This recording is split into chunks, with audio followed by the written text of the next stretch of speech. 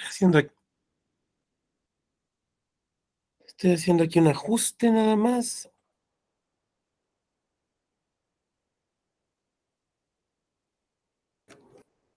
Bien, pues les agradezco a todas y a todos el que estén en esta aula virtual de la Escuela Judicial Electoral. Perdón, déjenme contesto nada más este mensaje. Es aquí del trabajo.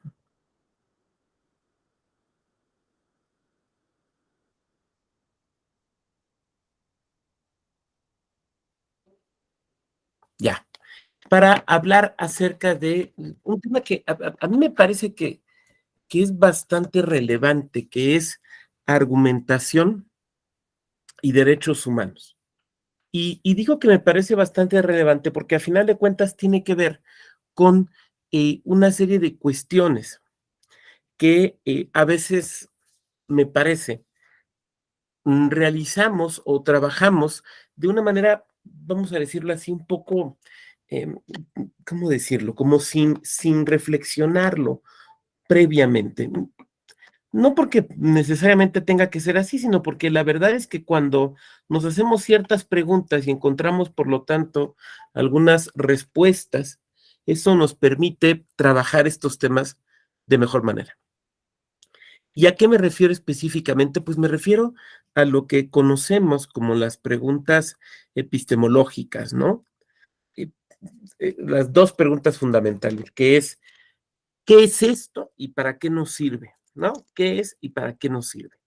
Y en cuanto nos empezamos a hacer estas preguntas y encontrarles respuesta, a lo que yo le apuesto es a que nuestra práctica mejora, ¿no? O sea, la manera en la que realizamos estas actividades mejora, porque podemos entenderlas a partir no solo de una práctica, que lo es, sino también a partir de entender su función. Entonces, bueno, una mecánica que me gustaría seguir es, si ustedes me lo permiten, ir haciendo una exposición ante ustedes y a partir de esta exposición dejar un espacio de tiempo hacia el final de nuestra sesión para que ustedes pues, podamos entrar en un diálogo, ¿no? Donde a lo mejor puedan ustedes formular alguna pregunta, si puedo ofrecer alguna respuesta, pues adelante, pero sobre todo si tienen algún comentario. Aquí, desde luego, se vale perfectamente que me digan, oiga, doctor, pues es que yo, más que una pregunta, lo que tengo es un comentario, es algo perfectamente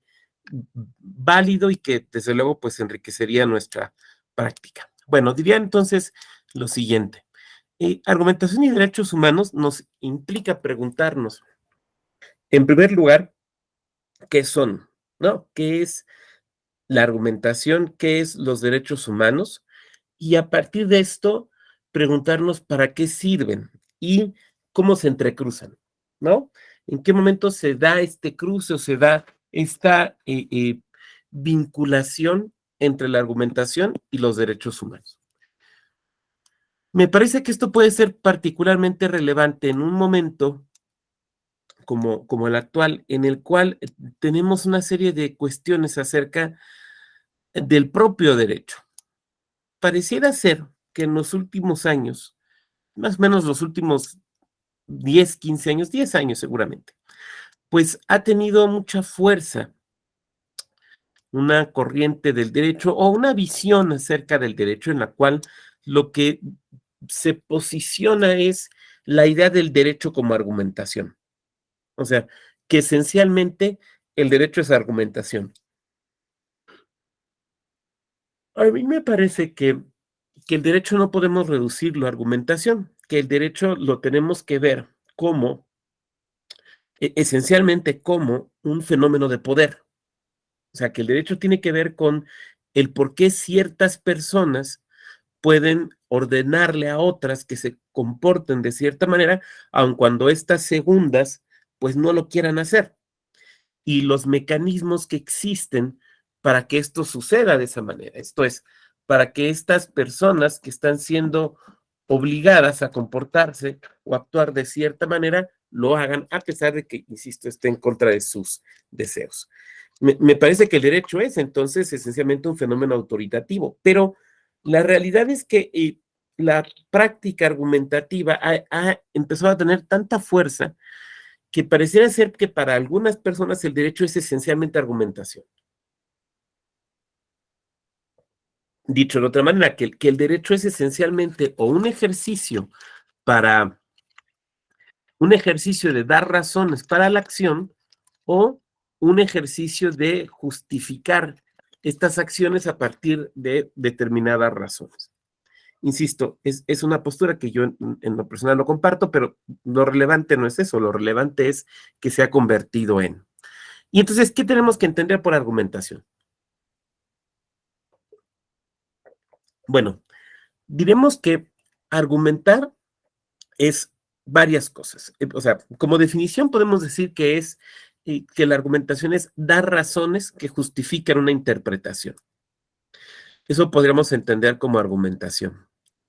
Y entonces tendremos que hablar en primer lugar de interpretar, aunque no es nuestro tema, simplemente para distinguir, ¿no? Y tendremos que decir que interpretar es o encontrar o dotar de sentido a algo, por ejemplo, un texto, ¿no? Pensemos en el caso del derecho, ¿no? Tenemos una disposición jurídica a la que le tenemos que dar sentido. Por ejemplo, nuestra Constitución señala, voy a poner un ejemplo electoral, dado que estamos en una sede electoral, nuestra Constitución señala que las elecciones deben ser libres, auténticas y periódicas, ¿no? Así dice la Constitución. Entonces, nosotros tenemos que, pues, definir qué se entiende por una elección libre, por ejemplo, o por una elección auténtica o por una elección periódica. ¿Eso qué quiere decir? Y entonces supongamos que tomemos el más sencillo, me parece, de estos tres conceptos, ¿no? Que sería elecciones periódicas. Entonces, ¿qué debemos entender por elecciones periódicas? Y entonces lo que hacemos es decir, bueno, periódicas quiere decir que se verifiquen durante el tiempo o en el lapso de tiempo que la legislación aplicable dice.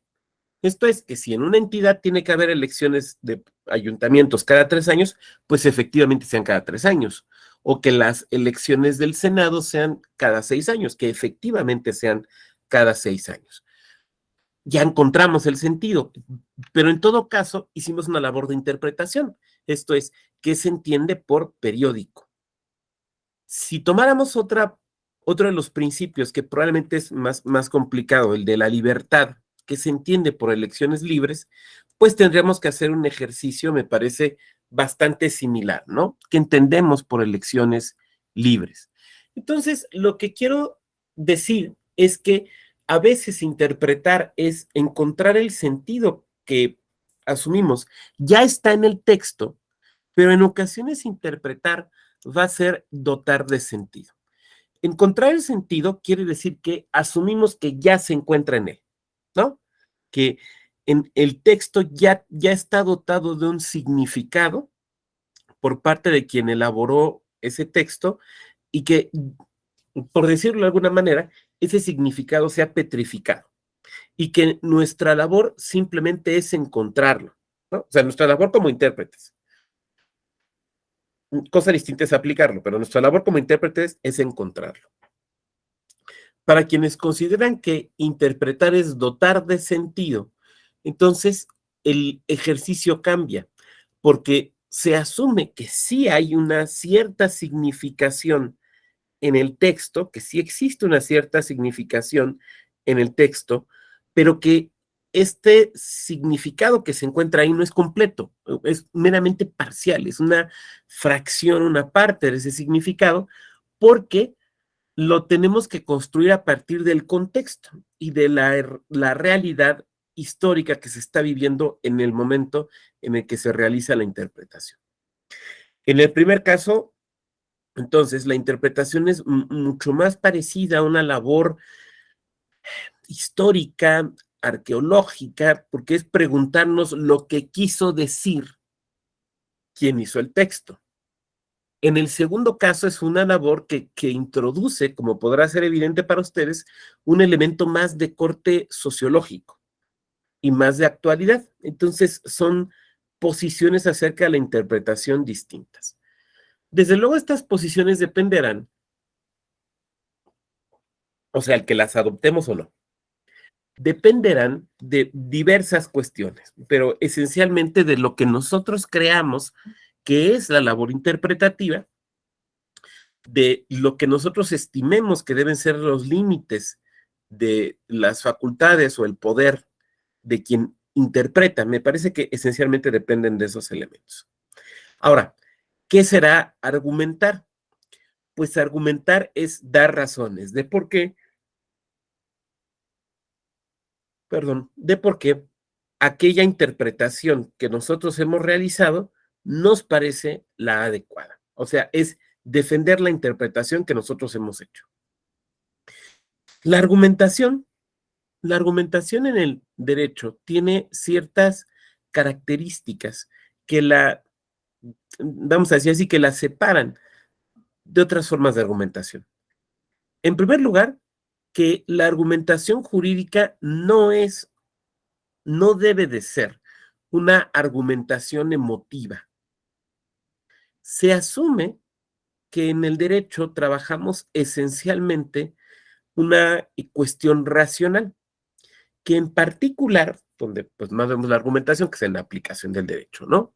Que en particular en la actividad judicial, que digamos es la aplicación del derecho a los casos concretos, y lo que se busca es encontrar una solución racional a un problema humano que requiere, vamos, que requiere una solución mediante la aplicación del derecho, pero que ésta sea una solución racional, entendiendo como tal aquella que es posible eh, en cualquier sentido de la palabra posible. Por lo tanto, las soluciones que buscamos en el derecho no son soluciones que apelen a la parte emotiva, sino exclusivamente a la parte racional.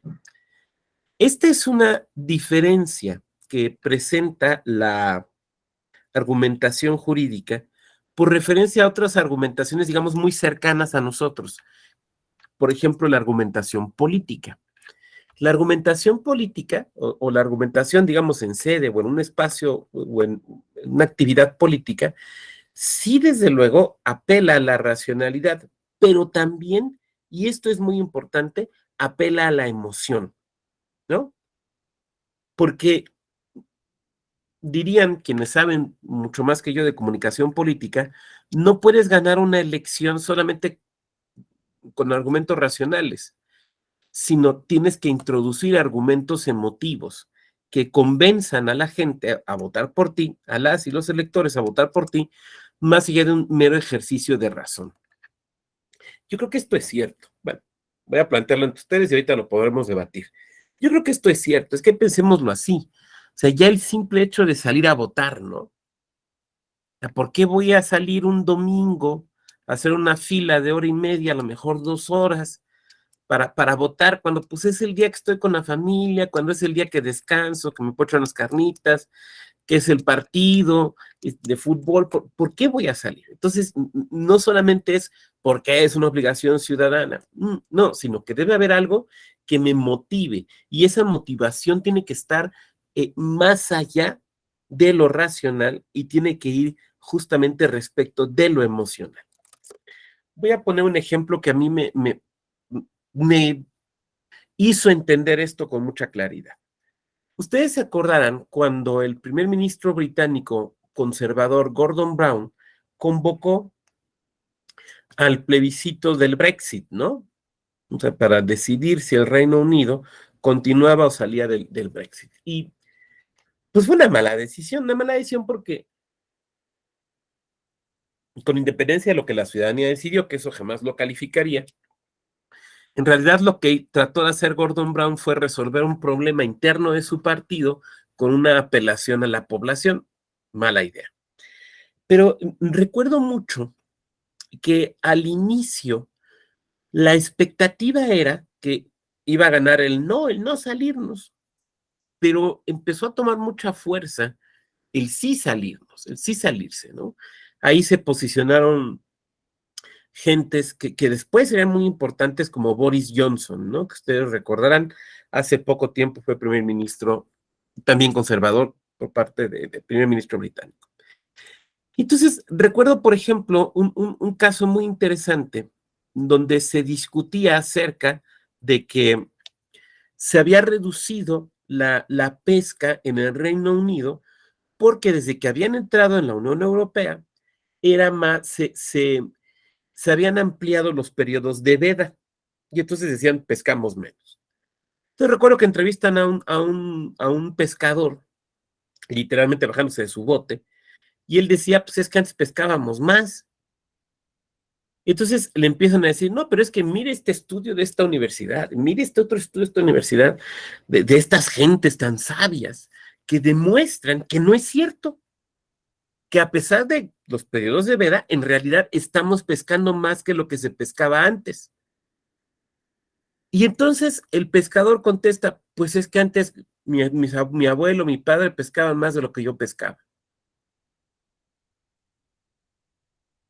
Este es un argumento que, si lo vemos desde un punto de vista racional, presenta varios problemas, ¿no? El primero de ellos es una falacia. O sea, la falacia del todo por la parte, ¿no? O sea, como yo pesco menos, todo el país pesca menos. Oiga, pero se puede deber a, no sé, a que su lancha no es la adecuada, sus técnicas no son las correctas, o simple y sencillamente usted no es tan buen pescador. Mejor fuera mejor pescador su papá o su abuelo. Bueno, a lo mejor usted no es tan buen pescador. Segunda, no podemos, y también sería seguramente parte de la misma falacia, no podemos arribar a una conclusión general a partir de nuestras propias experiencias. Pero es que, claro, lo que está diciendo ahí el pescador, no, en este caso que estoy narrando, no es una cuestión racional, como sí parece ser una cuestión racional. Los datos estadísticos de las grandes mentes y de las grandes universidades que han trabajado el tema, pero es la apelación al hombre común, que no por común tiene la razón, pero que sí por común establece una relación emocional. Y en ese sentido, entonces, tenemos el ejemplo de una argumentación basada en lo emocional.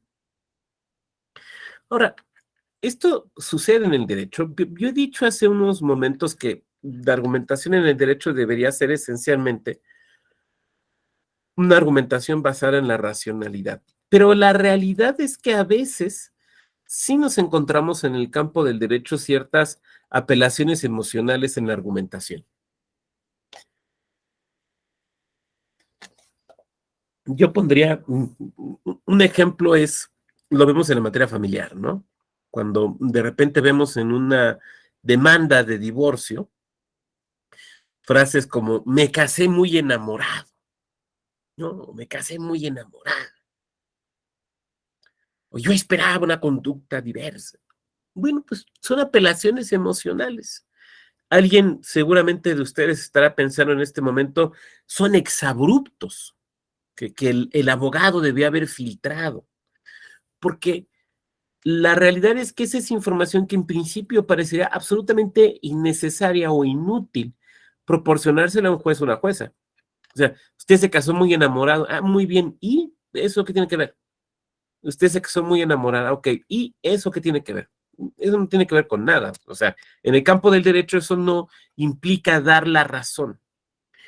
Pero digamos que hay ciertas áreas de la práctica jurídica donde la emoción en la argumentación sí juega un papel fundamental. Estoy hablando de la mediación.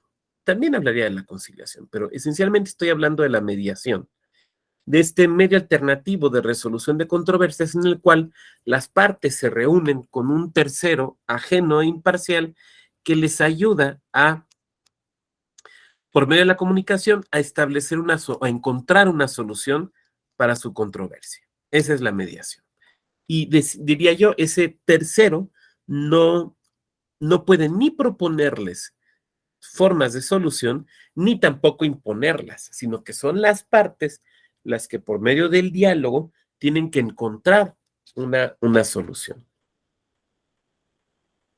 La mediación es entonces una forma de encontrar soluciones jurídicas mediante el diálogo y que, a diferencia del proceso judicial, no implica la imposición. Ahora, en la mediación juega un papel muy importante, muy relevante, la emoción de las personas. Porque los mediadores, las mediadoras, trabajamos, y lo digo porque lo fui y me formé como tal, trabajamos con la emoción de las partes, a efectos, a efectos de que la podamos utilizar como un elemento positivo para que la gente se quede en la mediación, pero también para validar lo que las personas están sintiendo y construir a partir de eso. Yo quisiera poner aquí algunos ejemplos de esto. Recuerdo en particular un asunto. Lo puedo platicar porque no estoy dando ningún dato que les permita identificar a las partes. Un asunto, pues, donde se hablaba de dar por terminado el matrimonio, ¿no? De divorcio. Donde el marido constantemente insistía en un tema de que en la comida hubiera agua de limón. Entonces, cuando sacaba el tema del agua de limón, y que lo sacaba constantemente, la señora hacía este movimiento de ojos, fíjense. Empezaba a hablar el agua de limón y la señora le hacía. ¿Se fijan el movimiento de ojos que hice? Así como ya viene esto otra vez con su agua de limón, o sea. Pero era muy reiterativo. O sea, que salga el tema una vez, dices, pero sale el tema, ve uno la reacción de ella, vuelve a salir el tema en otras ocasiones. Entonces empezamos a trabajar el tema con el señor. Fue un asunto donde yo hice comediación con otra compañera. Resulta que este señor, el esposo, era, digamos, el hijo de las, bueno, no digamos, era el hijo de la segunda familia del papá. El papá tenía dos familias, estaba casado y tenía una familia, pero tenía una relación con otra mujer y tenía una segunda familia. Oiga, doctor, pero eso está mal, pero lo que ustedes quieran. O sea, yo no estoy juzgando, yo simplemente estoy escribiendo una realidad, ¿ok? Bueno, eso provocaba que el papá casi nunca estaba en la segunda casa. Pero cuando iba a esta segunda casa a convivir con su otra mujer y con los hijos de esta relación, entre ellos el señor de este asunto que les platico, le daban agua de limón porque era lo que más le gustaba al papá en la comida. Entonces, el agua de limón no era simplemente el agua de limón, ¿estamos de acuerdo? O sea, podemos observar que el agua de limón tenía un significante con un significado muy potente para él. Seguramente, ¿qué significaba el agua de limón? Familia. Si yo narro esto en un escrito judicial, es que, señor juez, fíjese usted que el agua de limón, el juez, o sea, me van a dar vista y me van a decir, ¿y esto qué? ¿Qué? ¿Y esto qué tiene que ver, no? O sea, a ver, usted nárreme los hechos que sean relevantes jurídicamente. El agua de limón y su significado extraño, no me importa. Pero en una mediación sí, porque trabaja uno con las emociones. ¿Qué estoy tratando de señalar? Que entonces, en esa práctica jurídica, las emociones en la argumentación sí juegan un papel fundamental, donde quienes hacen la mediación, las mediadoras, los mediadores, tienen que tomar las emociones, tienen que demostrar frente a la parte que las expresó, que las notaron, que las escucharon, que les pusieron atención, que las respetan, pero a la vez obtener información, quitarle la carga negativa y poder, no diría yo la palabra arrojar, pero sí poder plantear frente a la otra persona del conflicto la existencia de esas emociones y bueno, pues qué vamos a hacer con ellas, ¿no? ¿Qué vamos a trabajar? Más bien, ¿qué vamos a hacer más que con la emoción, qué vamos a hacer con las situaciones que se expresan dentro de la emoción? Entonces, allí tenemos una práctica jurídica donde las emociones en la argumentación sí juegan un papel fundamental. Por eso, por ejemplo, En la mediación, nosotros no podemos decirle a las partes, no, no, no, a ver, vaya al grano, no, no, es que me sentí así, así, no, usted no es relevante cómo se sintió, usted díganos qué pasó, qué hizo, no qué le provocó. No, en la mediación tenemos que poner atención a estos elementos y eso la vuelve en la práctica, para quien hace la mediación, para el mediador o para la mediadora, la vuelve una práctica complicada, porque todo el tiempo es estar recibiendo un poco este bombardeo emocional de las partes y no, no es algo cómodo, pues. O sea, hay que tener entrenamiento para poder hacerlo, tomarlo y desarrollar de buena manera la labor. Bueno, regresamos entonces. Ahora, la argumentación implica necesariamente una forma de diálogo, ¿no? Sobre todo la argumentación, vamos a decirlo así, en esta serie jurídica, porque es la que nos interesa. ¿Cómo vamos de tiempo? Bien. Una forma de diálogo. ¿En qué sentido una forma de diálogo? Bueno, podemos regresarnos al modelo clásico del diálogo, ¿no? Al modelo del diálogo socrático, que creo que es el que nos puede servir de ejemplo. Esto implica, en primer lugar, un respeto por la otra persona. Y aquí tenemos además una función cívica muy importante del diálogo, particularmente cuando hablamos de autoridades. El diálogo parte de la idea de igualdad. Cuando tú das una instrucción, cuando das una orden, normalmente en tu entorno, digamos, diario, por ejemplo, en tu entorno familiar, normalmente no das una explicación, sino que das una orden, ¿no? Pongamos un ejemplo. Está prendida una estufa porque estamos cocinando unos huevos y vamos a hacer gelatina, entonces estamos calentando agua, ¿no? Y tenemos un niñito, una niñita de 5 años que va hacia la estufa. Y entonces le decimos, no toques la estufa, ¿no? Una orden sencilla, no toques la estufa. Nosotros no le decimos, fíjate que el agua hierve a los 100 grados, que el agua hierva implica que las moléculas se separan y se calientan, y cuando eso cae encima de la piel provoca una serie de quemaduras muy... O sea, cuando vamos al 10% de este discurso ya se echó el agua encima, ¿no? ¿Estamos de acuerdo? Lo que hacemos es dar una orden. No te acerques a la estufa. Ya. ¿Y por qué? Por esto y esto y esto y esto, ya que la orden fue atendida. ¿Me van siguiendo? Pero cuando estamos entre personas que nos reconocemos como iguales, en el sentido, por ejemplo, de que somos mayores de edad, normalmente tenemos que dar razones. La autoridad tiene que dar razones en la argumentación jurídica. La autoridad tiene que dar razones y no basta la simple orden porque somos estados democráticos. La argumentación, entonces, en el campo del derecho es una necesidad que deriva de que somos estados democráticos de derecho, donde se asume la igualdad esencial de las ciudadanas y los ciudadanos. Todas y todos somos iguales. Y como somos iguales, todas y todos requerimos y merecemos una explicación de la autoridad, de por qué la autoridad está obrando de determinada manera. No podemos aceptar entonces la postura de un Estado absolutista. Tal cosa, ¿por qué? Porque lo mando yo el rey, ¿no? Seguramente han visto estos decretos, por ejemplo, de la época de la colonia, donde viene una orden y abajo viene firmado yo el rey. Así venía, ¿no? Yo el rey. ¿Por qué? Porque esa es toda la argumentación necesaria. O sea, ninguna. Es la simple voluntad real, o como decían los antiguos escritores, la real gana, ¿no? Es la real gana, la real gana.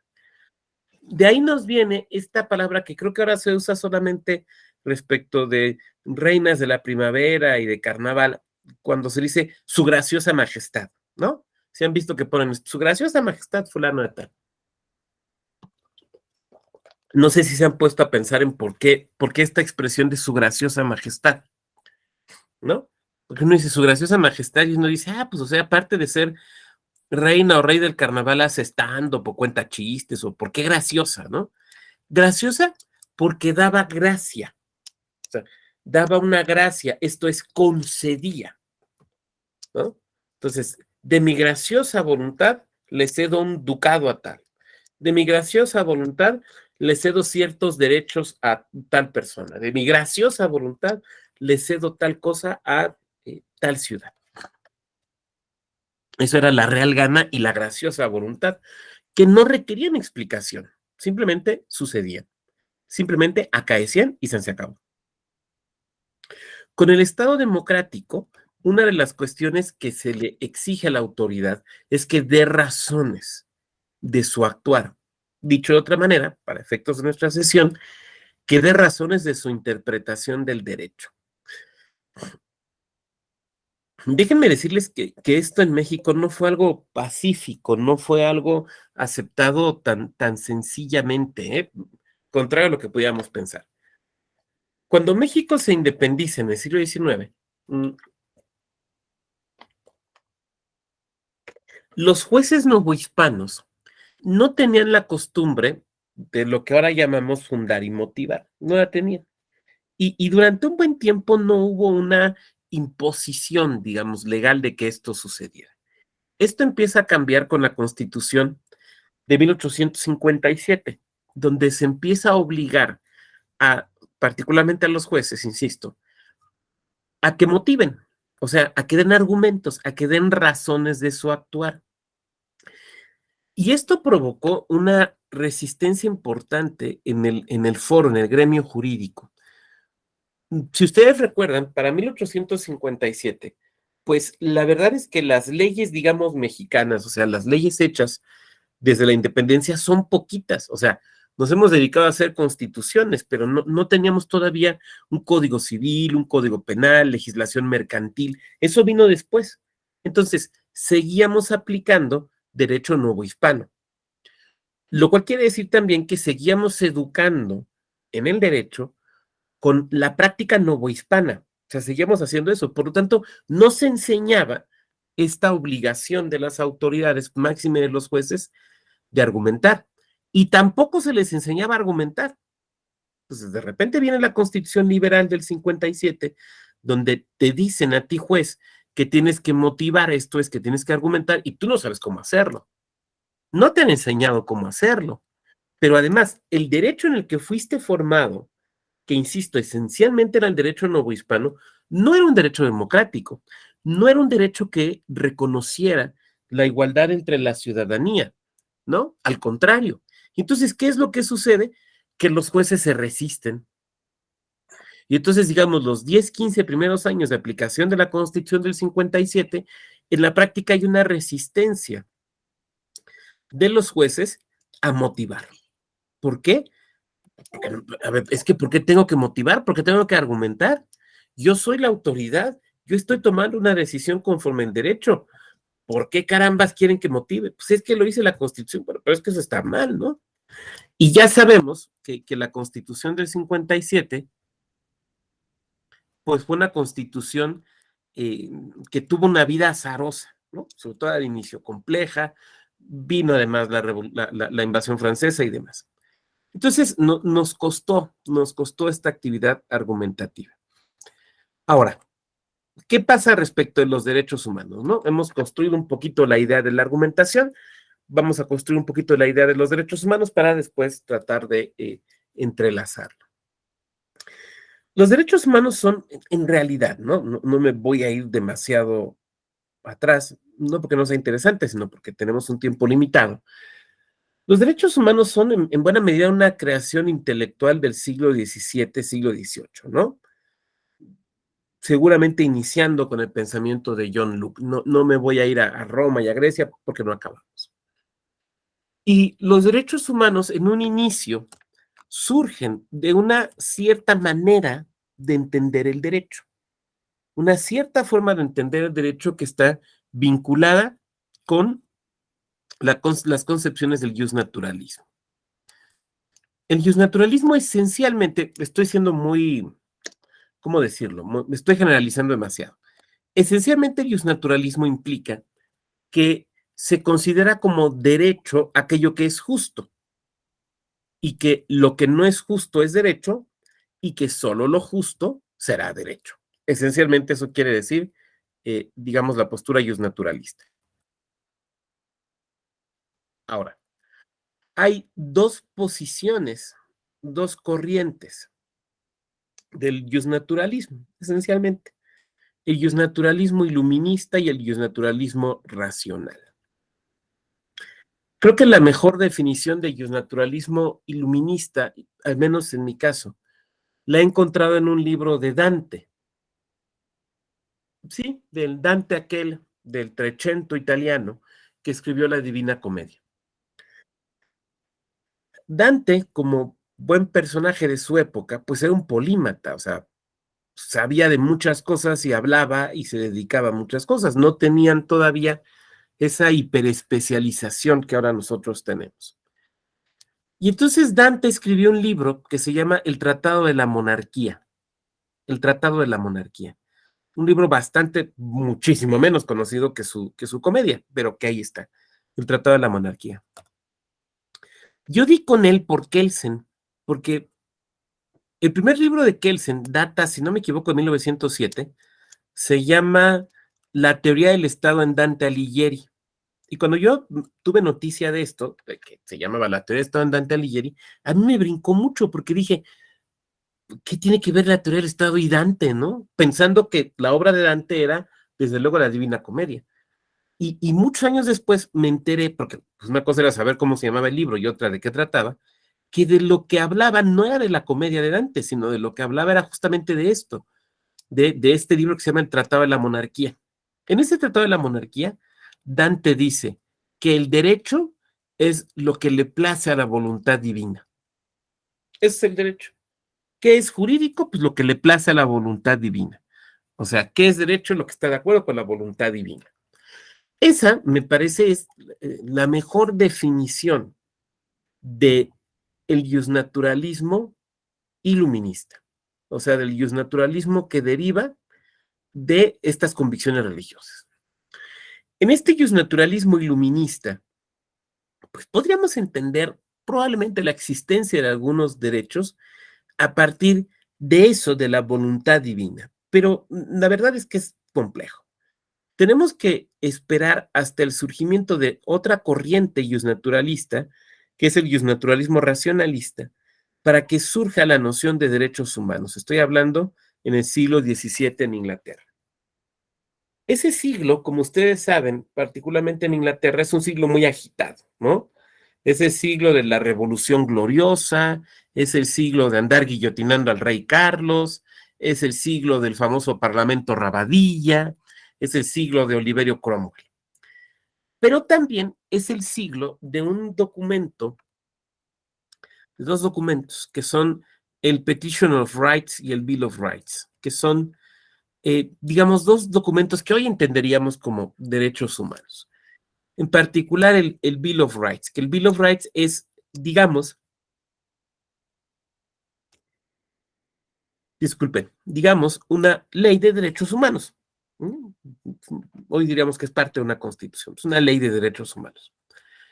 Pero los ingleses hicieron algo muy interesante, porque después vamos a ver que los franceses y los americanos lo hicieron al revés, que fue decir, esta ley contiene los derechos históricos del pueblo inglés. O sea, hablaron urbi, hablaron solamente para ellos, solo para la ciudad, solo para su país. Estos son los derechos del pueblo inglés.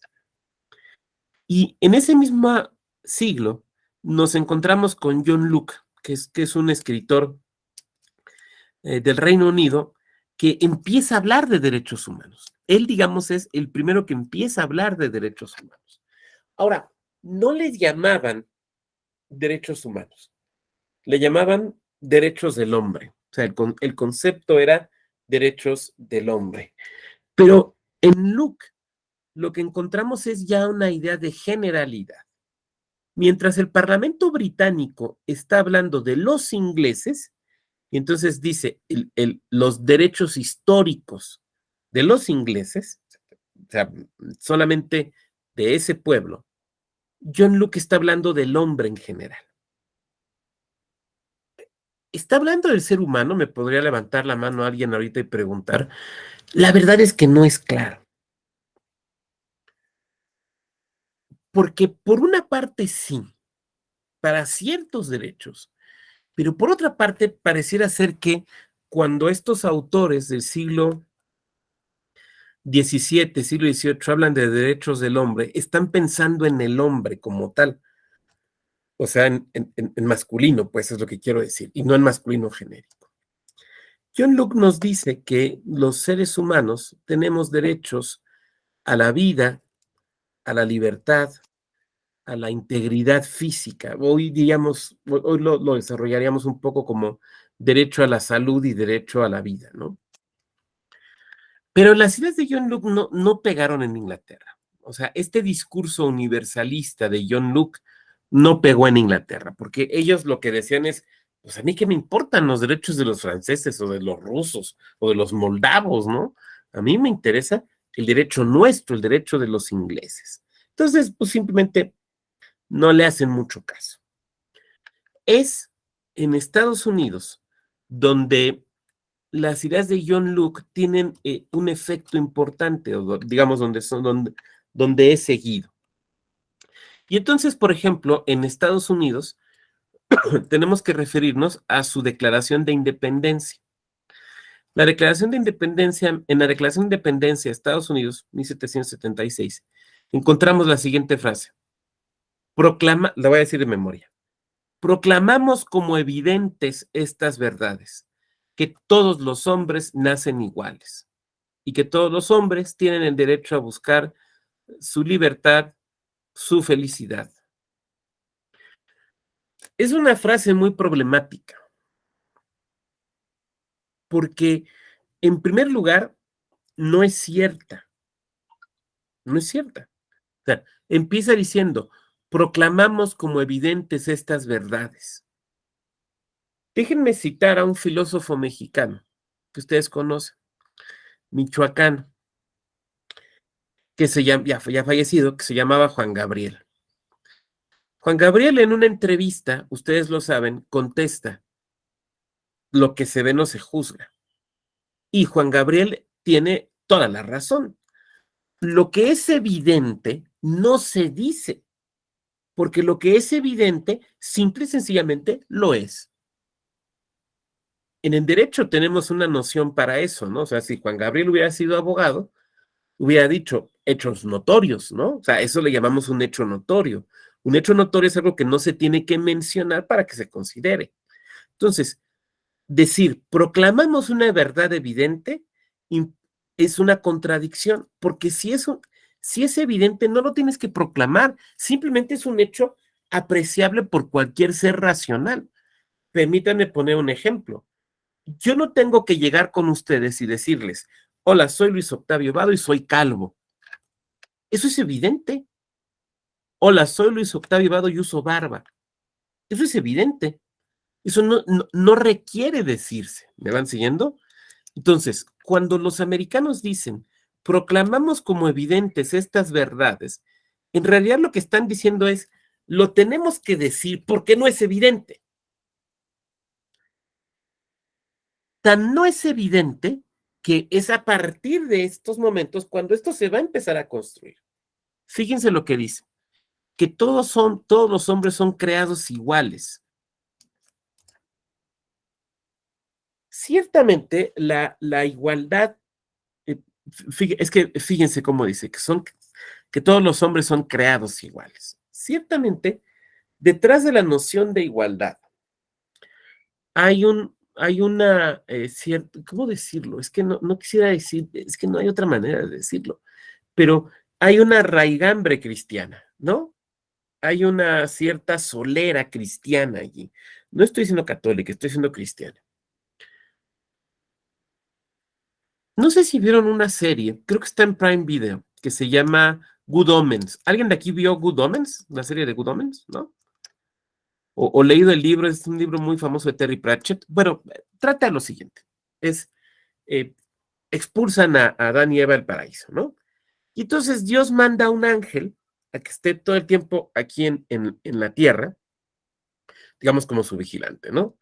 Y de allá abajo mandan otro representante, un diablo, para que esté aquí todo el tiempo también viendo qué sucede, hasta que vaya a venir el fin de los tiempos. El chiste es que esta novela Nos habla de cuando se supone que ya viene el fin de los tiempos. Entonces, por milenios están este ángel y este demonio aquí en la tierra, aquí.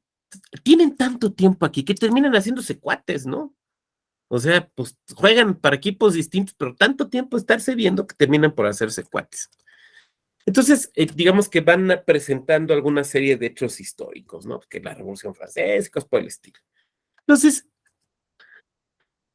viene la crucifixión y la narran, la imagen es muy interesante porque no ves al Cristo crucificado, lo que ves es al ángel que está viendo hacia enfrente, evidentísima, junto con, digamos, una multitud, evidentísimamente muy conmovido, está muy conmovido. Entonces llega, el diablo llega por atrás y le dice, oye, yo conozco a ese que están crucificando, le dice, lo tenté en el desierto. ¿Se acuerdan de los 30 días de Cristo en el desierto? Entonces dice, lo tenté en el desierto. Y dice el diablo, me cae bien. Y le pregunta al ángel, ¿por qué lo están crucificando? Y el ángel responde, porque les dijo, ámense los unos a los otros. Y la reacción del diablo es esta, con razón. La reacción así, con razón. ¿Por qué esto es importante para efectos de una sesión de derechos humanos en un lunes a las 7:56 de la mañana? Porque amarse los unos a los otros es un mandato de igualdad. Acuérdense la frase bíblica, es, ámense los unos a los otros como yo los he amado. O sea, es un Dios, dentro de esta idea de la Trinidad, pues no quiero entrar en profundidades teológicas porque seguramente me voy a equivocar y terminaría diciendo algo hereje y no es mi intención, ¿no? Es un Dios que está diciéndole a los seres humanos, yo los amo a todos por igual. Yo. Ergo, ¿cómo vas a hacer distinciones? O sea, si el ser al que tú consideras superior no distingue y los ve iguales, ¿tú por qué vas a hacer distinciones? ¿Me van siguiendo? O sea, ahí hay un mandato esencial de igualdad, que claro, nos hemos pasado desde el año cero en nuestra era hasta la fecha, buscando cómo darle la vuelta, porque la igualdad no nos gusta, la igualdad nos resulta incómoda. Defendemos la individualidad, ¿no? Muchos años después lo retomó aquel poeta, del que no sabemos con certeza su nombre y que conocemos como el anónimo sevillano, ¿no? En la epístola moral a Febo, cuando dice estas palabras que recuerdo. Un estilo, tenga yo un estilo común y moderado, que no lo note nadie que lo vea. No nos gusta eso, no nos gusta tener un estilo común y moderado, nos gusta destacarnos de entre las demás personas. Entonces, tenemos ese mandato esencial de igualdad. Y la igualdad implica entonces aceptar que, como, y aquí regreso a la Declaración de los Derechos, a la Declaración de Independencia de Estados Unidos, que todos los hombres son creados iguales.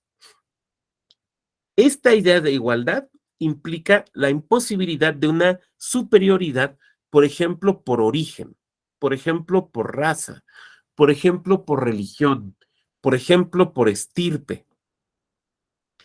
Cuando los americanos dicen esto, lo están diciendo esencialmente porque lo que quieren es afirmar una república. Ellos no se consideran una democracia, se consideraban una república. O sea, no manda a alguien por una cuestión de estirpe, por pertenecer a una familia, porque es un Habsburgo, porque es un Lorena, porque es un Hohenzollern, no, sino porque nosotros, los gobernados, aceptamos que tú mandes. ¿Por qué? Porque nosotros somos iguales a ti y no podemos consentir el mando de nadie o la superioridad de nadie si no es por nuestra propia voluntad. De ahí surgen entonces esta idea, y sigue, porque sigue diciendo, ¿no? La declaración. Nacemos con el derecho a buscar nuestra felicidad. Es curioso, pero en algunos países actualmente, estoy pensando, por ejemplo, en Venezuela, existe un ministerio o una secretaría de la felicidad. Y cuando uno lo escucha, uno dice, pues es que cómo es posible, estos regímenes, estos gobiernos, ¿cómo que el gobierno va a buscar o cómo que la felicidad es un objetivo del Estado. Y nos regresamos a la Declaración de Independencia de Estados Unidos y vemos que los americanos decían eso.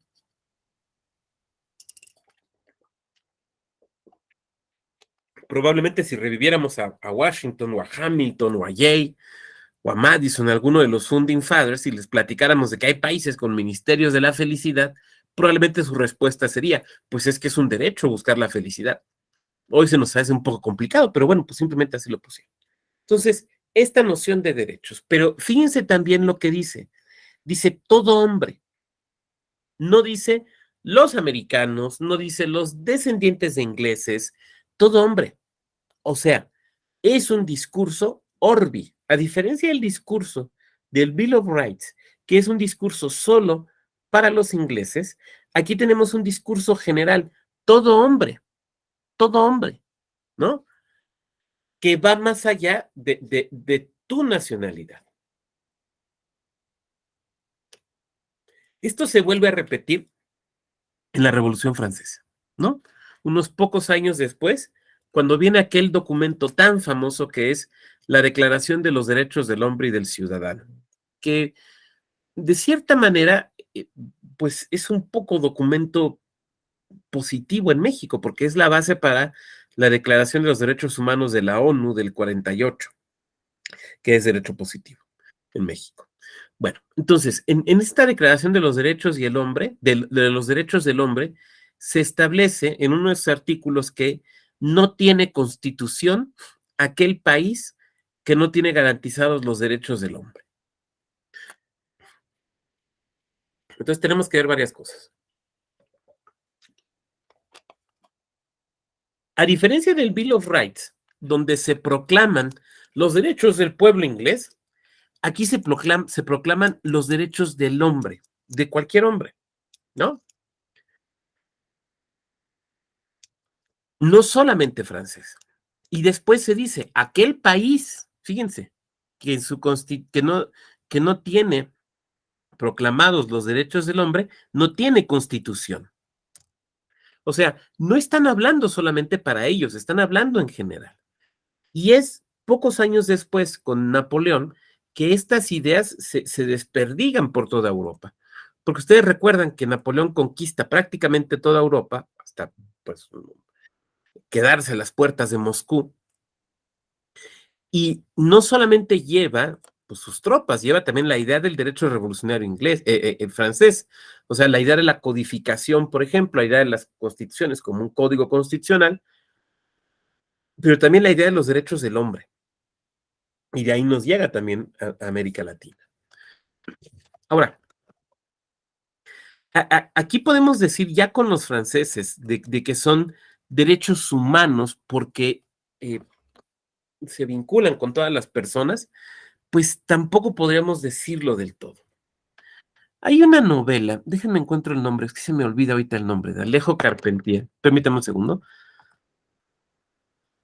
Estoy buscando nombre. Porque aquí está, sí, es esta. Se llama El reino de este mundo. Es una espléndida novela de este gran autor cubano, Alejo Carpentier, que se llama El reino de este mundo. Y es una novela que te cuenta, por ejemplo, en versión novelada, ¿no? Pero creo que muy cercana. ¿Cómo se enteran en Haití? Esta novela acaece en Haití, de la Revolución Francesa. Y entonces te cuenta que y esto viene en las dos primeras páginas, te cuenta que un esclavo francés, un esclavo de un francés, acompaña a su amo a la peluquería, donde pues lo que hacían básicamente, ustedes lo saben, era que lo rapaban y les arreglaban la peluca, ¿no? Entonces, mientras está esperando ahí que atiendan a su amo en la peluquería, de un lado está un puesto, digamos, donde venden periódicos y están llegando apenas los periódicos que hablan de la caída del rey, de la Revolución Francesa y demás. Y del otro lado está una carnicería. Y por lo que veo, las carnicerías en Haití eran como nuestras carnicerías en los mercados, ¿no? ¿Te ha pasado que vas al mercado y tienen ahí una cabeza de marrano, que hasta le ponen lentes y todo? Entonces, ahí tienen unas cabezas de marrano. Y entonces se entera en ese momento este esclavo de la revolución de que ha caído la monarquía, y entonces se imagina que su amo es esa cabeza de marrano con peluca. Ahora, ¿les aplicaron estos derechos? No, no, no, los revolucionarios franceses fueron muy claros, ¿no? A ver, sí, los derechos del hombre y del ciudadano, pero miren, nada más aplican en Francia continental, ¿eh? Oiga, pero acá en Haití nosotros los esclavos, no, no, para ustedes no aplica. Diga, pues no que del hombre y del ciudadano, pues sí, pero mire, es que esto hay que matizar, ¿no? Hay que matizar. Se le aplica, por ejemplo, a los franceses que no son católicos, a los franceses protestantes, hugonotes se les conocía. Bueno, sí vamos a reconocerles estos derechos. Se les aplica a los franceses de religión judía. Bueno, ok, sí, vamos a reconocerlos. Se les aplica a las mujeres. Y entonces ahí recordamos a Olimpia de Gouges, ¿no? Esta escritora, dramaturga francesa, que toma la Declaración de los Derechos del Hombre y el Ciudadano y que aplica la técnica de la inversión, ¿no? Y entonces donde dice hombre, pone mujer, donde dice ciudadano, pone ciudadana, y publica la Declaración de los Derechos de la Mujer y la Ciudadana. ¿Y qué pasó con ella? La guillotinaron. Aunque ciertamente los revolucionarios franceses sí le reconocen algunos derechos a la mujer por referencia al ancien régime, al antiguo régimen. Primero, el derecho al divorcio. Los franceses establecen el derecho al divorcio, ¿no? En sus leyes. Seguramente ustedes lo recuerdan justamente por referencia a Napoleón, ¿no? Napoleón que se divorcia de su primera mujer, de Josefina, de su primera esposa. Segunda, el derecho a heredar en pie de igualdad con los hijos varones. Entonces, digamos, sí se reconocen algunos derechos, pero sigue habiendo este problema entre derechos, si los derechos del hombre son derechos del género humano o solamente del hombre, digamos, en el concepto masculino. Los derechos humanos, entonces, son, digamos, una creación del iluminismo, del racionalismo, de esta idea de que el derecho ya no deriva de Dios, pero sí deriva de la dignidad humana. Y se predican con un sentido de generalidad el día de hoy, ¿no? Derechos de todas las personas.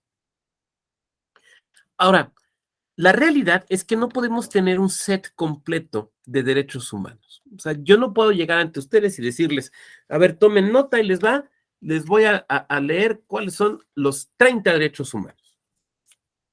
Y estos siempre han sido y siempre serán y tomen nota. No, lo cual pone en crisis esta idea de la dignidad humana, ¿no? Porque si los derechos humanos se desprendieran con tanta claridad y facilidad de la dignidad humana, podríamos decir que podríamos establecer este catálogo, ¿no? Y decir, estos son los derechos, estos eran los derechos hace 200 años y estos serán los derechos dentro de 2000 años, mientras sigamos existiendo en tantos seres humanos. Ahora, esto no es así por varias razones. Y para ver que todo el mundo esté despierto, preguntaría, ¿cuál sería una razón por la cual esto no es así? ¿Quién quiere iniciar aportando algo?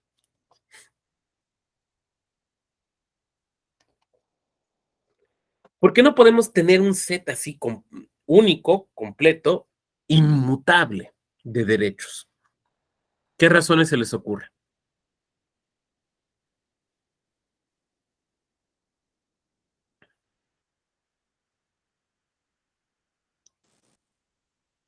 Adelante, Julio. Bueno, a mí se me ocurre que no podemos tenerlo porque la sociedad es cambiante. Porque la sociedad es cambiante. Ok, muy bien. ¿Quién más? Ahí tenemos una primera idea. ¿Quién más? Bueno, yo creo que podemos retomar esta idea de Julio y en primer lugar decir que las sociedades somos distintas, ¿no? Somos distintas. Tenemos, a veces no compartimos los mismos valores y hay sociedades, estoy pensando, las de tipo oriental, por ejemplo, que no tienen el concepto occidental de derechos humanos.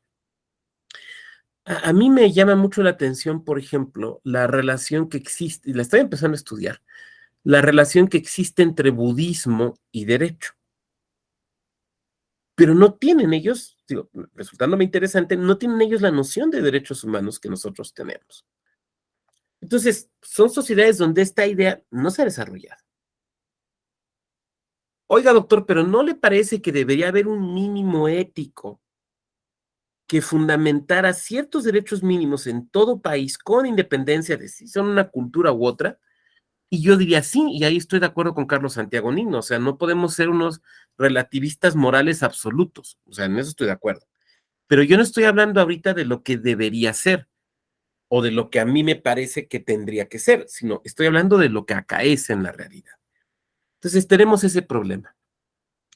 Y tenemos, con esta idea que introduce Julio del cambio de la sociedad, tenemos un segundo problema, que muy bien apuntó el filósofo español don Julián Marías. Bien, ya cité dos, ¿no? Un mexicano y un español.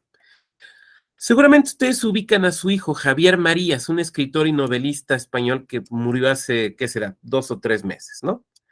Bueno, el papá de él, don Julián Marías, fue un gran filósofo español, muy amigo de Ortega y Gasset, explica muy bien las ideas de Ortega y Gasset, ¿no? Esta idea de el hombre y la masa y demás, pero bueno. Y don Julián Marías, siendo filósofo, en los años 80, el gobierno español le pide que forme parte de una comisión que empezaba a estudiar lo que hoy es la computación y el Internet y todo este tipo de avances tecnológicos, ¿no? Y de ahí deriva un librito de don Julián Marías sobre digamos, él no hablaba de Internet, él hablaba de lo computacional, ¿no? Y dice, es que los avances tecnológicos terminan por convertirse en exigencias y en derechos. Los avances tecnológicos terminan por convertirse en exigencias y en derechos. Y él hablaba específicamente de la computación y de lo que hoy llamamos Internet. Y creo que tiene razón. Por ejemplo, hoy hablamos de un derecho al acceso a Internet, ¿no? El acceso a Internet como un derecho humano. Ahora, eso era algo que hace 10 años no se planteaba, era algo que hace 20 años no se planteaba, era algo que hace 30 años que ni existía en Internet, menos se planteaba. Entonces, nosotros nos vamos con los autores seminales, John Locke. John Locke no te va a hablar de acceso a Internet. Eso no existe, pues. O sea, eso no existe. Yo me acuerdo mucho, porque además presenta una serie de problemas. Me acuerdo mucho hace unos 6 años. Un diputado estaba platicando conmigo muy contento. No, mira, Vado, es que vamos a establecer el derecho al acceso de Internet. El derecho al acceso al Internet. Y entonces yo le decía, oiga, diputado, ¿pero ya lo costearon? ¿Cómo que lo costeamos? Pues sí, le digo, porque si ustedes lo establecen como un derecho humano, establecer una carga a favor del Estado, pues en una carga a favor de los ciudadanos que debe de cumplir el Estado, entonces pues va a haber que dotar de Internet. No, no, bueno, o sea, no, lo que queremos decir es que tú, o sea, tienes derecho a contratar y acceder al Internet. Ah, pero entonces no es derecho al acceso a Internet, es libertad de contratación. O sea, esta es otra cosa, ¿no? Pero claro, lo hemos ido estableciendo así. Y lo vimos, lo hemos vivido con la pandemia, ¿no? O sea, cómo las clases se volvieron por Internet. Recuerdo mucho un caso de un amparo en San Luis Potosí. Igual y aquí hay alguien de ese estado que nos lo pueda narrar con mayor precisión. Un amparo muy interesante donde una estudiante, una niña muy, muy chiquilla, bueno, sus padres en su nombre, le demandan al Estado que les otorgue pues los medios para que le reclaman para que pueda estudiar. O sea, a ver, o me das una tele o me das una computadora. ¿Cómo te voy a dar una tele? Pues porque las clases se mudaban a la televisión, ¿se acuerdan? Las clases de educación básica se mudaban a la televisión. Y si no, dame una computadora, porque las clases están en computadora. Termina ganando el asunto y pues ahí tienen que dar una tele. Oiga, pero pues ahí se van a poner a ver como dice el dicho y la rosa, pues lo que sea, pero es para efectos de la clase, ¿no? Entonces, los avances tecnológicos nos hacen reclamar derechos que antes no teníamos o modificarlos sustancialmente. Piensen en el derecho a la salud. O sea, de alguna forma podemos rastrear sin tanto problema el derecho a la salud desde John Locke, siglo XVII.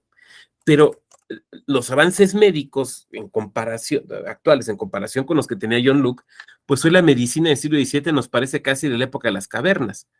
Entonces reclamamos una atención médica distinta. En ese sentido, entonces, es complicado, más bien es imposible decir que tengamos un set específico de derechos humanos, porque estos van cambiando. Salvo que asumiéramos que podemos establecer formulaciones absolutamente generales, perfectamente adaptables para el futuro. Yo no estaría seguro de eso. Bueno, ahora, los derechos humanos establecen una serie de limitantes respecto de la autoridad, pero no solo de la autoridad, sino de otros poderes, porque no podemos decir que solo existe el poder político, existen también otros poderes. Y esos, además de limitantes, como puede ser, por ejemplo, no impongas una religión, también implican acciones que el Estado debe de realizar. Por ejemplo, dota el derecho de salud. Pero también implican limitaciones a los particulares. Por ejemplo, no puedes negar el trabajo a una mujer en razón de estar embarazada. Es más, prácticamente no puedes ni inquirir acerca de ese tema, ¿no? Entonces, modifican de forma muy importante la relación entre las personas y las autoridades, pero también entre nosotros, entre las personas, porque los derechos humanos tienen evidentemente efectos también horizontales. ¿Cómo se vincula esto con la idea de la argumentación? Se vincula en varios niveles. El primero de ellos, y el más evidente, es porque es un derecho el conocer las razones de la autoridad. O sea, ese es el más evidente, el más claro, pues con el primero que chocamos. Las autoridades deben obrar de manera tal que los particulares sepamos, conozcamos sus razones. Tan es así que nosotros podemos, frente a las razones incompletas o poco persuasivas de la autoridad, podemos impugnar los actos de autoridad y decir, pues estas razones que me han aplicado esta norma, pero las razones que justifican la aplicación de la norma no me parecen las correctas por estas y estas y estas razones. Lo cual da lugar, por ejemplo, a pleitos de puro derecho, ¿no? Donde lo que discutimos no es los hechos acaecidos, sino lo que discutimos es la interpretación de las normas y las razones que nos dan de esa interpretación, ¿no? Ese, digamos, es un primer punto de relación entre la argumentación y los derechos humanos. Uno segundo es que esto obliga a las autoridades a considerarnos a todos como seres de razón. Como seres de razón en el sentido de que nos tienen que convencer. Ciertamente uno podría pensar que en cualquier acto de autoridad que incomode a alguien, pues siempre habrá alguien que no esté de acuerdo, ¿no? Solemos decirlo en los tribunales, que en todo juicio, pues siempre hay un 50% a quien convences, perdón, y un 50% que no convences. O sea, el que gana se queda convencido de la bondad de tu sentencia y quien pierde se queda convencido de la irracionalidad y de todo lo malo, digamos, de la sentencia. Pero los actos de autoridad se plantean bajo la idea de una especie de, y tenemos que considerarlo así, ¿no? De espectador racional, ¿no? Y le hablamos a ese foro, a ese auditorio de espectadores racionales, porque asumimos que lo son, y que en tanto es eso, es un foro, es un auditorio de seres racionales, nosotros, o sea, las autoridades, tenemos que darles razones. En tercer lugar, y me parece, lo dejo al final porque me parece la más importante, el cruce entre argumentación y derechos humanos nos implica considerar como un elemento fundamental de la argumentación autoritativa, o sea, la argumentación de los jueces, pero también de cualquier autoridad, el papel preponderante en la argumentación y en la interpretación que tienen los derechos humanos. Esto lo voy a tratar de explicar a partir de un criterio de nuestra Suprema Corte.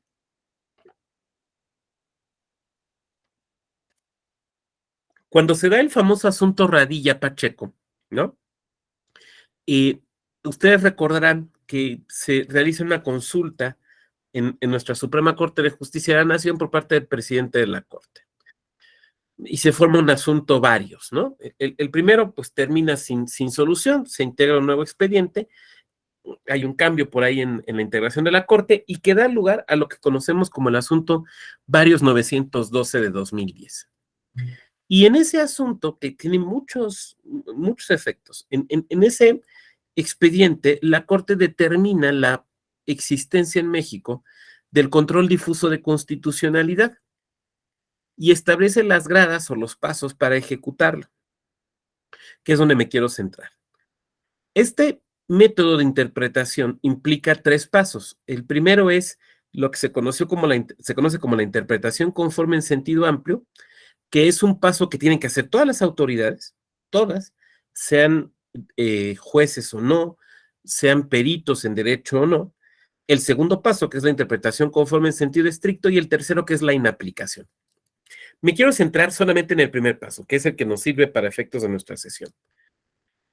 La Corte dice, todas las autoridades, y todas son todas, o sea, es la señora presidenta de la Corte, pero también es el señor director de comercio en la vía pública de Chalchicomula, o sea, todas las autoridades, con independencia de su formación, con independencia, no sé, de su edad, con independencia de si es una autoridad federal, local o municipal,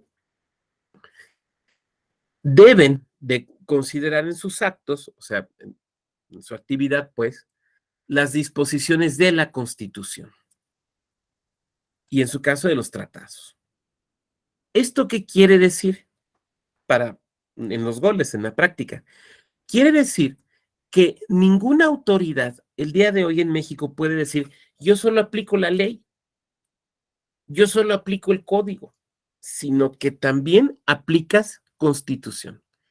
Y eso quiere decir, en términos del artículo primero constitucional, que aplicas también derechos humanos. Porque dice el artículo primero de nuestra Constitución que todas las autoridades, en el ámbito de sus competencias, esto no se nos debe olvidar porque luego se nos olvida, todas las autoridades, en el ámbito de sus competencias, deben proteger, tutelar, promover derechos humanos. Entonces, cuando construimos la primera premisa del silogismo jurídico, que siempre es la premisa, siempre la primera premisa siempre es lo más general, ¿no? Es las aves vuelan, ¿no? Bueno, por poner un ejemplo. Entonces, cuando construimos la primera premisa del silogismo jurídico, que es la premisa general, tenemos que introducir los derechos humanos. Forman parte de los derechos humanos. Por lo tanto, ¿cómo vamos a interpretar el derecho? Lo vamos a interpretar con los lentes de los derechos humanos. ¿Cómo vamos a argumentar desde el derecho? Vamos a argumentar con derechos humanos, desde los derechos humanos. Entonces, cuando construimos las razones de por qué entendemos una norma de cierta manera, pensando como autoridades, tenemos que introducir la noción de derechos humanos, pero no, digamos, como una mera afirmación teórica o como una mera afirmación genérica, sino identificando cuáles son los derechos que tienen que ver con el caso específico. Dotarles de sentido a partir del caso específico y construir desde ellos, ¿no? Puede ser que esto que estoy diciendo aquí sea muy evidente para las compañeras y compañeros que ya tienen tiempo en lo electoral, porque ustedes saben que en lo electoral los tribunales electorales nos asumimos como eso, como tribunales de constitucionalidad y como guardianes de derechos. Me parece que no es, vamos, me parece que para nosotros, quienes andamos en esto, no es tan difícil. Pero quiero platicarlo por referencia a quienes andan en otras áreas del derecho. Y esto a lo mejor alguno ya me lo escuchó, pero viene a cuento. Hace más o menos año y medio, una amiga que fue nombrada, era magistrada electoral, se pasó a la judicatura ordinaria, la nombran magistrada civil, ¿no? Y entonces me dice, oye, Evado, fíjate que tengo una bronca con mi ponencia, porque mis proyectistas, ahí no le llaman secretarios o secretarias de estudio y cuenta, les llaman proyectistas. Mis proyectistas, pues cuando me traen un proyecto de resolución y yo les digo, ¿dónde está el tema de derechos humanos? Me dicen, pues, ¿cuál derechos humanos, magistrada? No, pues aquí son asuntos civiles, no, aquí son contratos, aquí no tiene nada que ver los derechos humanos, ¿no? O sea, es relación entre particulares, aquí, ¿qué caramba los derechos humanos? Me dice, ¿podrías darles una plática acerca de los derechos humanos y el impacto horizontal? Sí, pues ahí estoy dando yo la plática. Ya me aviento mi rollo, ¿no? Y al final, pues, bueno, cuando pasamos a las preguntas, me levanta la mano un compañero. Oiga, pues sí, muy bonita la plática, qué padre y todo, pero pues la neta no nos sirve, o sea, porque pues aquí son asuntos de derecho privado. O sea, un poco como diciendo, mire, vine porque me mandó la magistrada, pero la verdad es que así como que esto me va a servir, no me va a servir. Entonces le hice una pregunta. Digo, oiga, compañero, ¿a usted le ha tocado algún asunto donde haya una persona adulta mayor? Sí. Y entonces empieza a platicar un asunto, esencialmente un tema de pensión alimenticia, ¿no? Donde una persona demanda a otra la pensión, le demanda al papá la pensión y el papá, entre las cosas que hace valer, pues es que era un adulto mayor. Y entonces le pregunto, oiga, bueno, y esto de ser adulto mayor, ¿qué efecto tenía, no? Para efecto del expediente. No, pues nada más que dijo eso, pero no dijo, me dice, no dijo que en su carácter de adulto mayor necesitaba, él también necesitaba pensión, simplemente dijo que era adulto mayor. Le digo, oiga, ¿y en qué orden resolvió el asunto?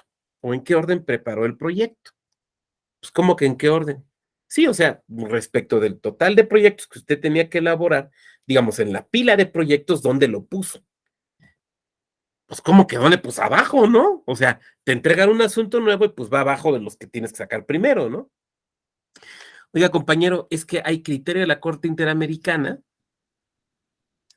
de que los asuntos donde hay personas adultas mayores se tienen que resolver antes. Ahí hay un deber reforzado de expeditez de la autoridad judicial. Entonces, ese expediente, usted no lo tenía que haber puesto abajo, usted lo tenía que haber puesto arriba. No importa si era un asunto de pensión alimenticia, pudo haber sido un asunto de un contrato civil, de un pagaré. Usted lo tenía que poner arriba, porque por el principio de eficacia real de las sentencias y considerando, dice la Corte Interamericana, simplemente que por cuestión de edad, las personas mayores, pues es probable que vivan menos y queremos que las sentencias sean eficaces, por lo tanto que sirvan, usted tenía que haber puesto ese proyecto en primer lugar. Entonces, aún en esas áreas donde uno piensa que los derechos no tienen un peso, los derechos humanos no tienen un peso, no tienen una materialidad, pues resulta que sí la tienen, ¿no? O sea, que esto no es un tema solamente, pues es que es de lo electoral, es que es de lo constitucional, no. Podemos pensar en todos estos grupos sociales que tienen derechos específicos o derechos muy concretos. Yo he puesto aquí el ejemplo de personas adultas mayores, pero podemos pensar de las personas del espectro autista, pero podemos pensar a las personas afromexicanas, ¿no? Y darnos cuenta que la materialidad de sus derechos se tiene que aterrizar no solo en el campo de lo electoral o de lo formalmente constitucional, sino en cualquier área del derecho, que va a obligar al operador jurídico a tomar esos derechos y argumentar desde ellos, ¿no? Tomando en cuenta ciertos principios muy específicos. Por ejemplo, el principio pro persona.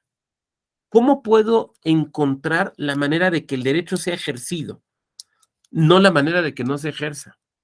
La progresividad y la irreversibilidad, que nos hacen pensar que los derechos que hoy tenemos son mejores que los de ayer, pero que a su vez en 10 o 15 años serán mejores que los que hoy tenemos. Es un principio bastante complejo porque hay quien dice, bueno, pero entonces, frente a ciertas situaciones absolutamente extraordinarias del Estado, ¿podría haber una regresión? Y la respuesta teórica, no estoy seguro que la respuesta práctica. La respuesta teórica es sí, si se demuestran esas circunstancias absolutamente extraordinarias. Lo voy a poner como con un ejemplo de derecho laboral, ¿no? ¿Se acuerdan que antes existía una cosa que se llamaba el procedimiento económico? Creo que se llamaba así, que era cuando una empresa, por situaciones económicas, quería reducir los derechos otorgados al sindicato y tenía que demostrar una circunstancia absolutamente de necesidad, mediante la cual, si no se hacían esos ajustes a los derechos, la empresa desaparecía. Pero esto se tenía que demostrar. Bueno, aquí se supone que sucede lo mismo. Por último, la interdependencia. Los derechos humanos están interconectados. No podemos verlos como simples derechos aislados, están ahí como flotando sin mayor relación. Se relacionan entre sí y se relacionan entre sí de una manera, permítame decirlo así, multinivel, porque algunos son de raigambre o de base convencional, otros constitucional y otros los vamos a encontrar en aquello que decía don Mario de la Cueva, que es la constitución que se extiende, que son las leyes constitucionales, que en México le hemos llamado leyes generales. Concluyendo, para pasar, bien, damos bien de tiempo, para pasar a esta etapa de intercambio de opiniones, diríamos entonces que los derechos humanos y la argumentación se relacionan a partir de que el derecho es una práctica dialógica, a partir de que se debe de dar razones de la acción de la autoridad y a partir de que esas razones deben partir justamente de los derechos humanos y que hoy no es admisible, en general, una construcción de razones solamente desde la legalidad, ¿no? Que no podemos aducir para no cumplir con los derechos humanos simplemente la disposición legal. Bueno, yo quisiera dejar la parte de la peroración hasta aquí y que pasáramos a las preguntas, si puedo ofrecer alguna respuesta, pero sobre todo a los comentarios que ustedes tengan. Entonces, si vamos levantando la manita virtual, mientras lo hacen, voy a ir viendo aquí en el chat. Buen día, pone Víctor. Voy a poner la referencia del libro que les citaba, ¿no?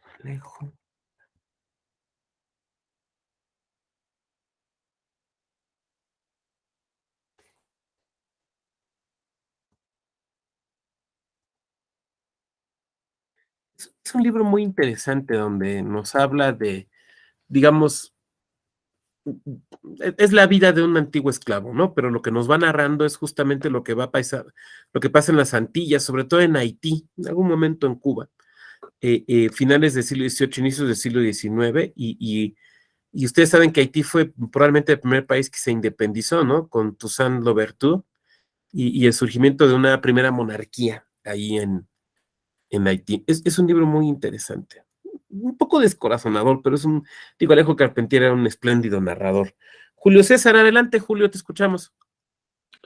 Muchas gracias, doctor. Gracias, compañeros.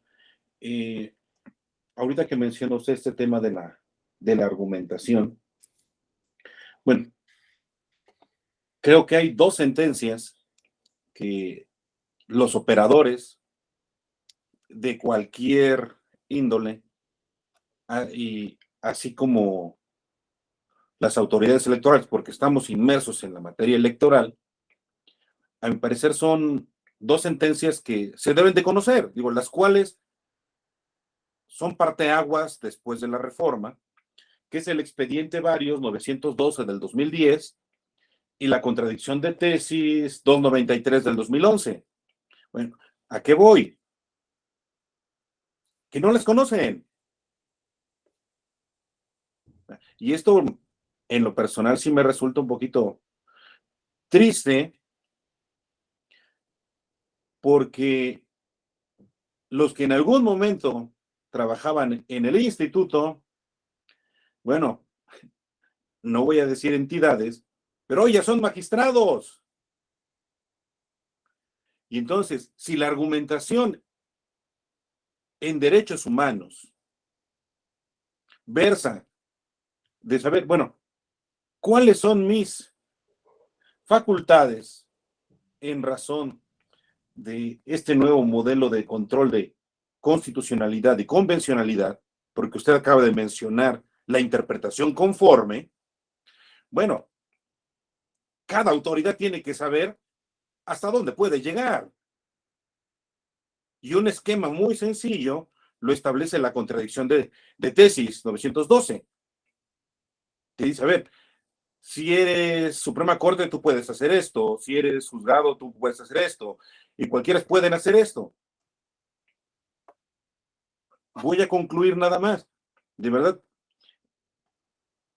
me hicieron el requerimiento, la ley te establece que el derecho no se prueba.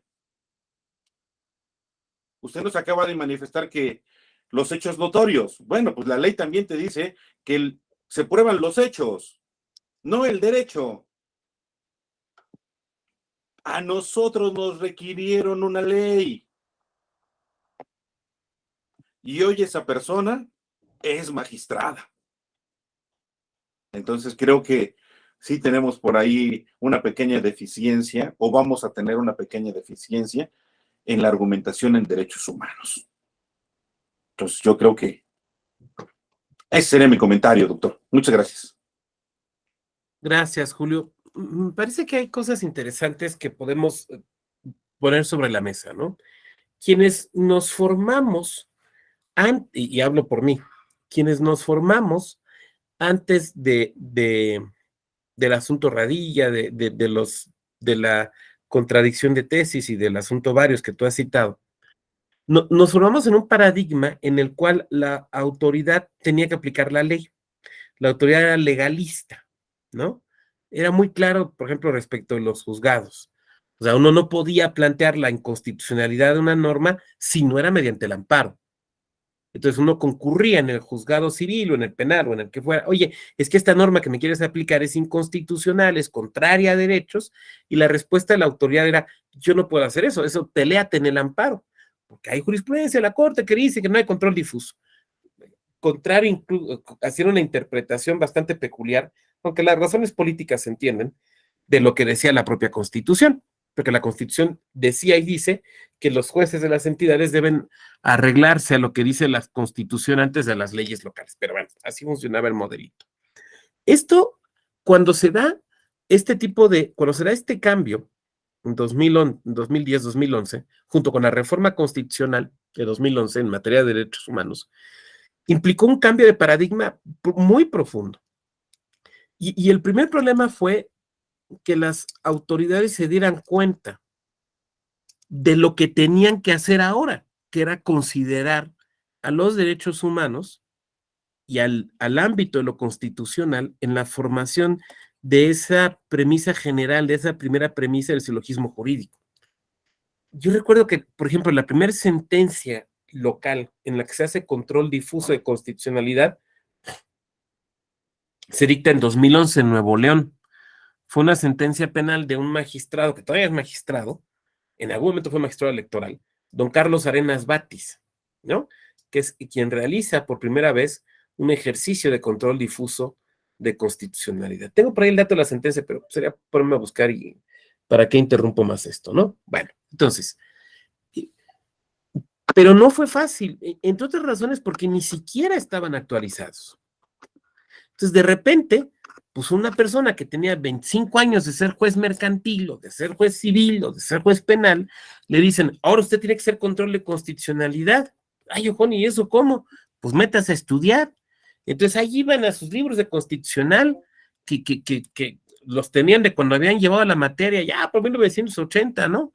Y lo primero que esos libros les decían era que no podían hacer control difuso, ¿no? Entonces, sí, pues ya desde ahí ya esto empieza a ser complicado. Y entonces eso obligó, por ejemplo, en los poderes judiciales a hacer un gran esfuerzo de capacitación a su personal, porque ahora resulta que no solamente tienes que ser experto en mercantil, o en civil, o en penal, o en agrario, o administrativo, sino que también tienes que ser experto en constitucional y conocer no solo el contenido de la Constitución, sino los métodos de interpretación. Y eso, pues la verdad es que resultó bastante complicado para algunas personas, ¿no? Y porque es cambiarse el chip. Me da la impresión de que las generaciones posteriores, eh, que fueron educadas ya con el nuevo paradigma de tú eres autoridad también de constitucionalidad, pues esto fue un poco más fácil. Digo, me da la impresión porque de repente uno ve algunas leyes donde se quiere reducir a los tribunales a ser meramente tribunales de legalidad. y uno dice, es que no nos podemos regresar. O sea, yo puedo entender que no te guste mi interpretación, eso lo puedo entender, pero que me regreses a ser un tribunal de legalidad, pues es que eso ya no se puede, porque además ni siquiera la Constitución lo permite. El artículo primero es muy claro. ¿Cuál es el primer deber de las autoridades? Pues el primer deber no es la legalidad, el primer deber es la constitucionalidad. Y el centro, el core de la Constitución, ¿qué es? Son los derechos. Entonces, pues, ahora sí que, ¿cómo nos regresamos? No nos podemos regresar. Muchas gracias, Julio. Muy bien, ¿quién más?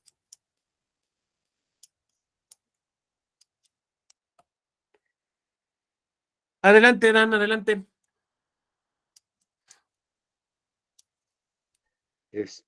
Buenos días, doctor. Muchas gracias por la plática de hoy. Me dio una perspectiva diferente. Yo, la verdad, creo desde una perspectiva un poquito más, intentaré hacerlo un poquito más, geopolítica. A veces yo veo, aunque tengan toda la buena intención, esta tendencia hacia los derechos humanos. La verdad es que he leído textos desde un poquito desde otra perspectiva y yo los veo como parte de un sistema de control. Recuerdo mucho lo que decía un autor, que siempre las ideas dominantes son las de las clases dominantes. Y simplemente veo los derechos como un intento de controlar a la población.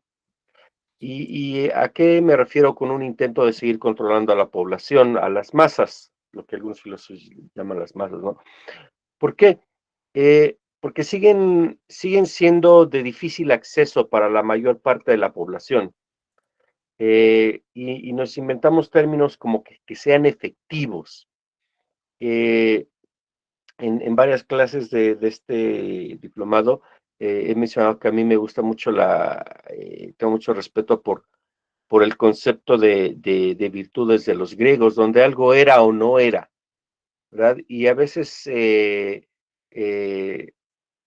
como creo que los derechos humanos o son o no son, como no necesitamos inventarnos como palabritas como hay que hacerlos efectivos, o no, o simplemente las autoridades lo respetan, o sabes que no lo respetas, ¿verdad? Pero como decir, no, tenemos que buscarles mecanismos para hacerlos efectivos, mecanismos para materializarlos, simplemente es prolongar la falta de respeto eh, de, de los derechos humanos y obviamente de falta de respeto a la humanidad de las masas de la población en general para no hacerlos accesibles, ¿no? Entonces, eh, por ejemplo, yo nunca he visto a algún multimillonario decir vamos a defender los derechos humanos, ¿no?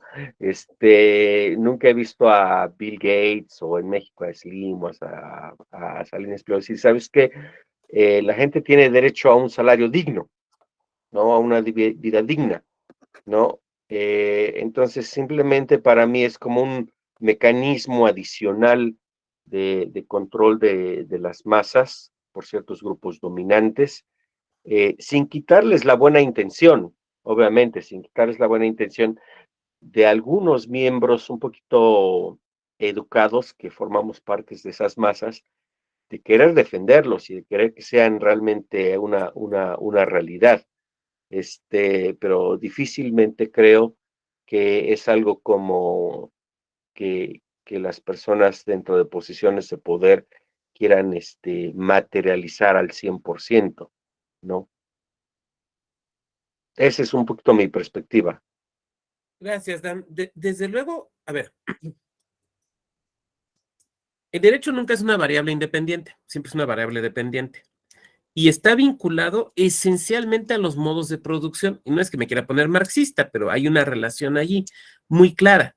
Y dependiendo del modo de producción es el derecho. O sea, es Engels, ¿no? O sea, nos regresamos al modo de producción asiático, bueno, pues hay una cierta concepción del derecho. El modo de producción feudal, bueno, los derechos humanos son hijos de la burguesía, no hay ninguna duda. Son hijos de la burguesía.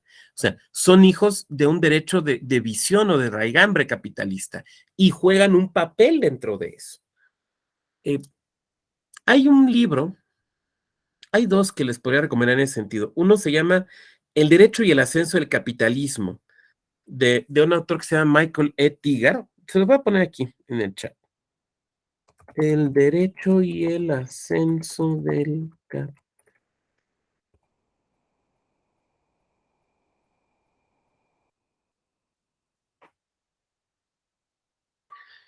Este libro yo lo conocí por el ministro González Alcántara Carranca, que hace muchos años hizo una reseña de este libro, y es un libro muy interesante, de cómo, o sea, justamente la idea del derecho natural racionalista y los derechos y demás, van de la mano con terminar de enterrar el modo de producción y el derecho feudal y el nacimiento del modo de producción capitalista y del derecho capitalista que sostiene o que deriva de ese modo de producción. Más recientemente hay otro libro de don Jaime Cárdenas, ese sí déjenme checo el nombre porque el modelo jurídico del neoliberalismo creo que se llama, a ver, espérenme.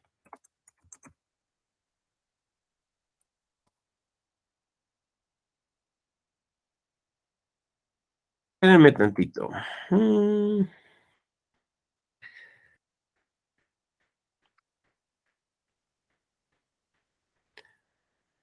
Aquí está, sí, es El modelo jurídico del neoliberalismo. Es un libro de 2016, de Jaime Cárdenas, El modelo jurídico del neoliberalismo, que nos habla de lo mismo, de cómo el modelo económico determina el tipo y el modelo de derecho. Esto es así. Ahora, con esto estoy afirmando que los derechos humanos solo pueden entenderse a partir de cierto modelo económico. No, lo que estoy diciendo es que el concepto de derechos humanos deriva de un cambio en el modelo de producción que modifica también la forma de entender y sobre todo la función del derecho.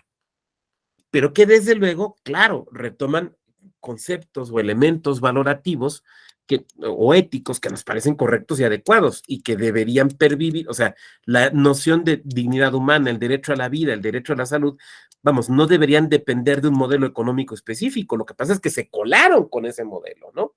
Pero tan es así, o sea, tan deriva de esto que si nosotros recordamos en la época por ejemplo, de la independencia americana a la que he hecho referencia, ¿cuál es el derecho más sagrado para los americanos? Y no es el derecho a la vida, y no es el derecho a la libertad, es el derecho de propiedad, sobre qué se fundamentan estas nociones. Pero sí, te agradezco el apunte, Dan, y desde luego sí, por ahí hay cosas que podemos nosotros estudiar. Muy bien, ¿quién más? Déjenme ver si en el chat hay alguien más. ¿No? ¿Alguien vio la película, creo que en Amazon o en Prime? Yo no la vi, pero sé que ahí está, que se llama Los 7 de Chicago. Se puso de moda hace como 2 años, Los 7 de Chicago, ¿no? Bueno, es que les iba a decir que hay que Michael E. Tigar, el autor de este libro que estoy recomendando, él fue uno de los defensores de estos acusados y sale en la película, bueno, no sale él, pues sale un actor representándolo, era abogado litigante y un académico, es un libro interesante. Bueno, ¿alguien más? No siendo así, pues bueno, estamos prácticamente agotando el tiempo. Yo les agradezco su amable presencia en esta sesión, a nombre de la Escuela Judicial Electoral, y desde luego a nombre propio, y les deseo que concluyan muy exitosamente su diploma. Muchas gracias y muy buen día. Muchas gracias, bonito día a todos. Gracias, doctor. Buen día a todos. Gracias, buen día. Excelente día a todos.